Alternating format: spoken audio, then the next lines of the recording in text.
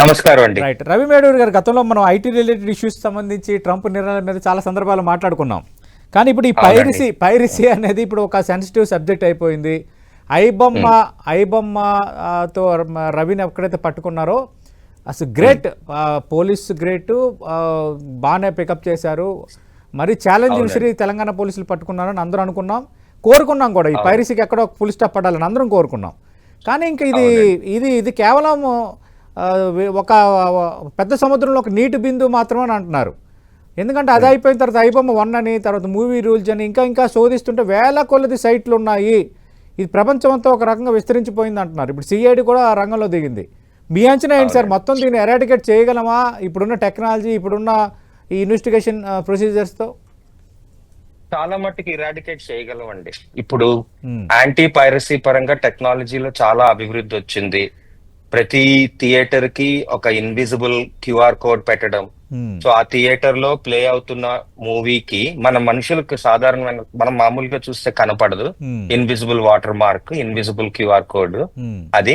కానీ వాళ్ళు క్యామ్ కార్డర్ తో గానీ తీస్తే, వేరే కెమెరా, బయట కెమెరాతో ఆ స్క్రీన్ ని గానీ వాళ్ళు క్యాప్చర్ చేసుకుంటే అది ఎక్కడ ప్లే చేసినా కూడా అది ఏ థియేటర్ లో అది తీయబడింది అనేది మనకు వెంటనే తెలిసిపోతుందండి. అది అంతేకాకుండా ఒక క్యామ్ కార్డర్ తోటి వాళ్ళు తీస్తూ ఉంటే దాన్ని అంత బాగా రాకుండా చేసేలాగా యాంటీ క్యామ్ కార్డింగ్ టెక్నాలజీ అని ఇన్ఫ్రారెడ్ బేసిస్ తోటి దాన్ని కూడా పెట్టి మనం ఆ వీడియోలు సరిగ్గా రాకుండా చేయగలమండి.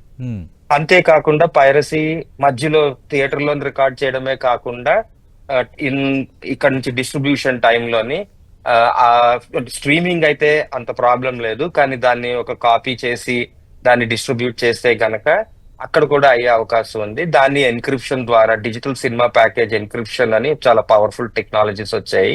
అవి తర్వాత దాంట్లోనే వాళ్ళకు ఒక కీ ఉండాలి. అంటే ఇప్పుడు మన క్రిప్టోగ్రఫీ మీరే ఉంటారు, క్రిప్టోగ్రఫీ పద్ధతుల ప్రకారంగా క్రిప్టోగ్రఫీ లాగానే మనం దాన్ని ఎన్క్రిప్ట్ చేసి కీ తోటే వాళ్ళు దాన్ని డీక్రిప్ట్ చేసేలాగా.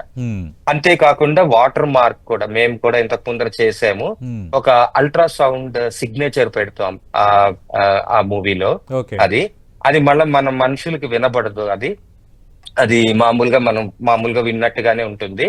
కానీ మనం ఒక అల్ట్రాసౌండ్ రికార్డర్ గానీ మనం తెచ్చుకుంటే దాంట్లోని ఈ అల్ట్రాసౌండ్ రికార్డింగ్ ద్వారా మనం ఏ థియేటర్ లో ఇది సౌండ్ రికార్డ్ చేయబడింది అనేది తెలిసిపోతుంది. సో ఆడియోని కూడా మనం వాటర్ మార్క్ చేయగలం, వినబడకుండా, ఎవ్వరికి వినబడకుండా.